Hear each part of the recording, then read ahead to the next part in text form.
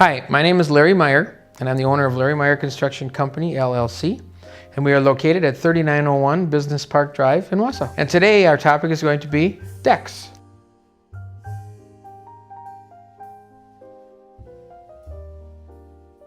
Wood decks obviously are wood. Usually the understructure is going to be a southern yellow pine that's treated against rot. And the top surface can either be that same green treated product, or our choice is always cedar. The composite deck side, nowadays there's a myriad of different products out there on the composite side. And what a composite is really is it's a vinyl product or a reconstituted product. It might come from recycled milk jugs or whatever they might use for their product. And it comes out in a plank form just like wood would nowadays. The advantage to it is that its color is all the way through it, and you don't have to ever stain it and do anything with it. The disadvantage of composites is you're going to be limited to color. You're going to have 4 or 5 colors probably, and you have to live with it. The other thing about it is you're going to be somewhat limited to your rail style and design. They're going to offer it in what it is, it is.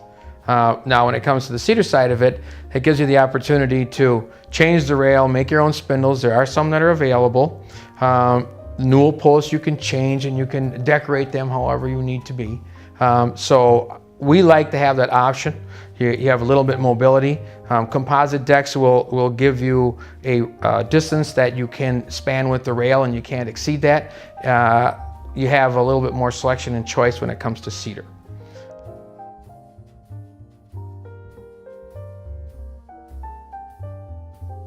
Our choice always would be to use cedar as your finished product. Cedar weathers, we think way better. It doesn't have the movement that green treated wood does. You need to understand the process that makes, we call it green treated wood, rot resistant. And it's a process whereby they inject a chemical into the wood with water. And so when we get that wood has a much higher moisture content than what cedar ever would. So in exchange for that, as the sun bakes that wood when it's sitting out there nice and flat on your deck or the railings, it has a tendency to want to pull it and twist it. So you get a ton of movement on it. So the railings might go up and look great when you put them up, and a couple months later after you get through a summer and you look down the railing, and it's going to have a lot of curve and twist to it.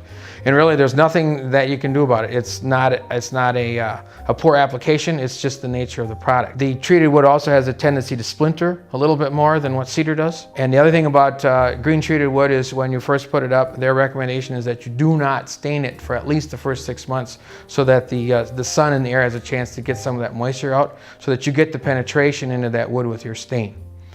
Cedar, very stable wood, very rot resistant as long as it can breathe. It's got a nice look to it.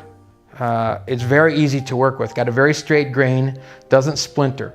So it's more expensive, but we think that the cost offsets its durability.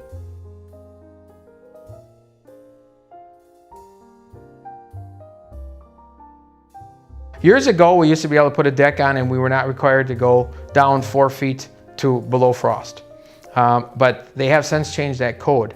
So if you're putting a deck on your house right now, even if it's just a deck, doesn't have a roof on it, no attachment to your existing roof, you are required to take those post footings down below frost level, which means you have to get down to 4 feet. And our recommendation on those frost footings is that you bore that hole or dig it, however you're going to do it, and then you line it with what we call a sonotube, which is basically a round cardboard cylinder that you put in, and you stick it into the hole, and then you pour that full of concrete.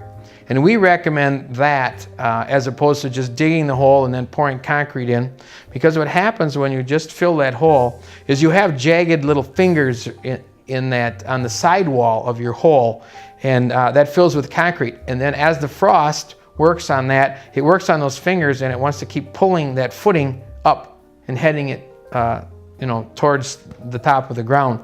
And so depending upon your soil conditions, there are lots of times you can have an issue yearly, or sometimes it goes up and it stays up Lots of times it'll go up and it'll go back down, but where those posts are gonna raise and lower, depending upon the season, and then obviously that affects the level on your deck.